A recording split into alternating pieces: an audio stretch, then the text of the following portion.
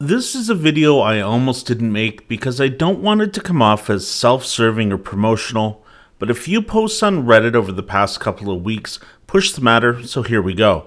My name's Andrew and welcome back once again to Tidal Horizons. We're your go-to source on YouTube for straight-up cruise advice, news, and information. And yes, I'm a travel advisor, but getting you to book with me is not what this channel or this video is about. There's a misconception out there about travel agents, travel advisors, cruise consultants. You can pick your own title if you wish, and so many stories on the internet about the bad ones.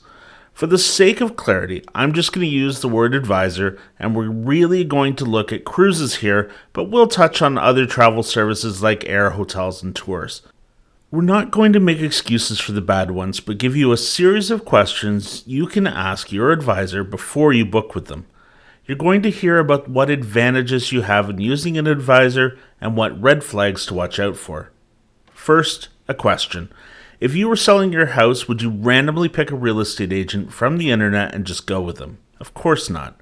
You're going to ask people for a referral or interview the agent before you commit to them.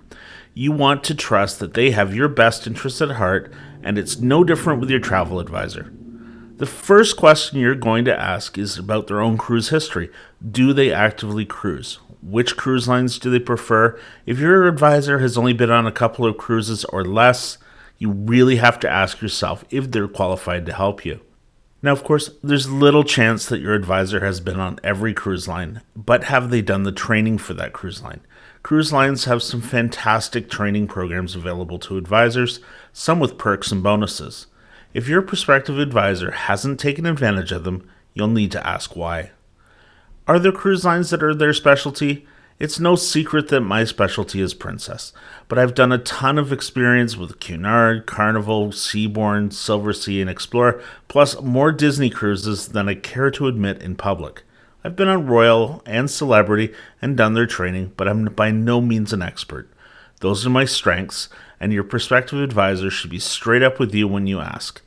Should you run away if they aren't a specialist? Absolutely not. A good advisor is going to do the research and educate themselves about a new cruise line while working with you. So, what should your advisor be doing for you? In a few words, giving you the appropriate information, recommendations, and a level of responsiveness to help you make the decision to book your vacation with them. Let's break that down. You're probably going to have some idea of what you want to do, when you're going to do it, and how much you want to spend. Who is going, and where do you want to go?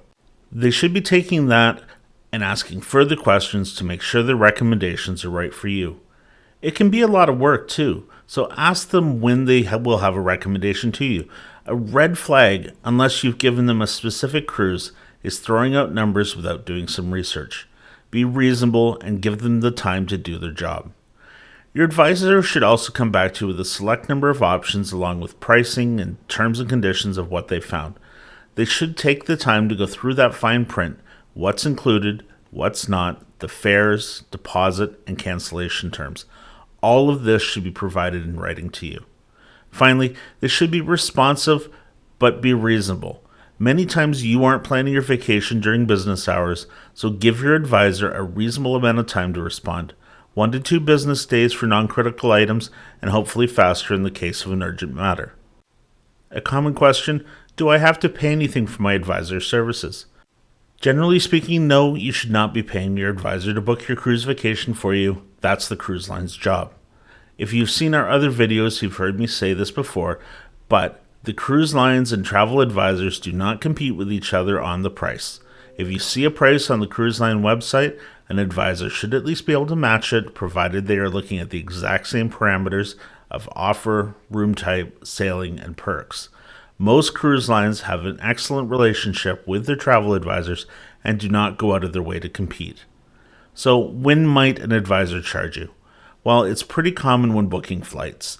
Airlines no longer pay a commission to travel advisors, so it can be a significant amount of work to research and book flights.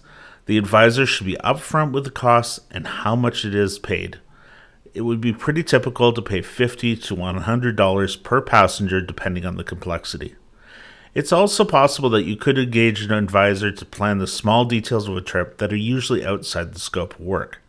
Things like dining reservations, complex travel, or special occasions that don't pay a commission or take an unreasonable amount of time. You could agree on a fee to take on these details. It's something I've done in the past for complex travel planning. What perks should you expect because you use a travel advisor? The biggest one is knowledge and experience, but that's not always tangible, especially if you're a more experienced cruiser or know exactly what you want. Advisors who specialize in cruise and work with larger agencies will often have access to what's known as group space. The agency or advisor will take out a contract on a number of cabins on a particular sailing months or even years in advance. Locking in the pricing early can save hundreds or even thousands of dollars for their clients, especially on popular sailings that are selling well. Recently, I found cruises for half the cost of the cruise line's online published price for a client because someone had locked that in for us. And group space doesn't mean you'll be traveling with others that you don't know, it's just a term that the industry uses. Along with this advantage pricing, advisors develop relationships with the cruise lines that can lead to exclusive offers with onboard credits, dining, or packages added. This is really common during the wave season, which is generally in January and February. These offers combined with the group space can really add up. Depending on the sailing and their relationship with you, they may send you a bottle of wine or an additional gift to welcome you on board. This isn't standard, so don't expect it every time. What if the worst happens and there's an emergency or a delay along the way? It happens, and a good advisor will do their best to help you out, but you have to realize that they often can't do any more beyond what is in your ticket or passage terms and conditions. They can make phone calls and try to arrange things for you, but you need to expect that there will be a cost for the changes. This is why travel cancellation and interruption insurance is so important to consider, in addition to your emergency health insurance coverage. Do you have the finances to buy a last-minute air ticket to a destination if something happens? As a client, you need to set your expectations appropriately and realize that your advisor has your best interests at heart, but their ability to control issues happening a world away is a difficult ask.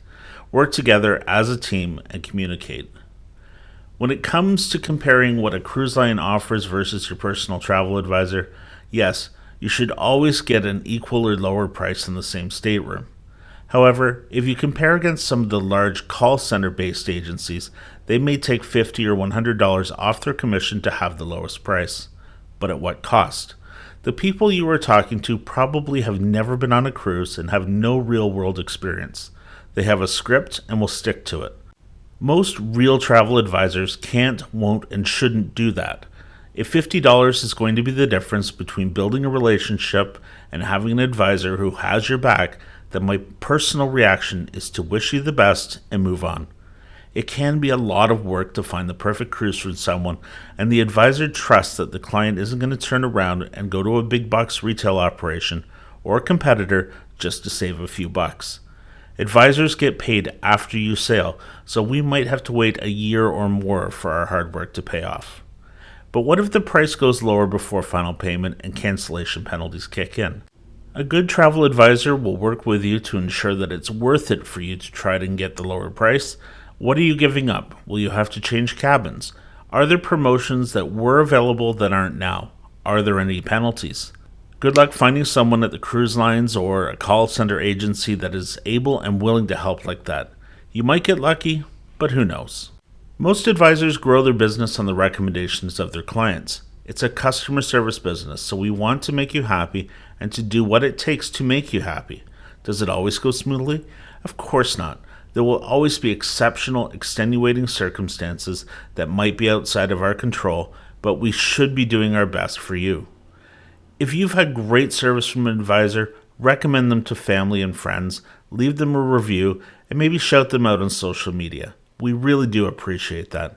If something wasn't to your liking, tell us how you're feeling or leave an honest review. No one's perfect.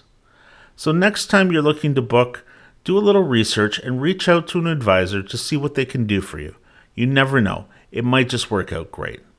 Thanks for watching, and as always, don't forget to like and subscribe to the channel for more cruise news and information.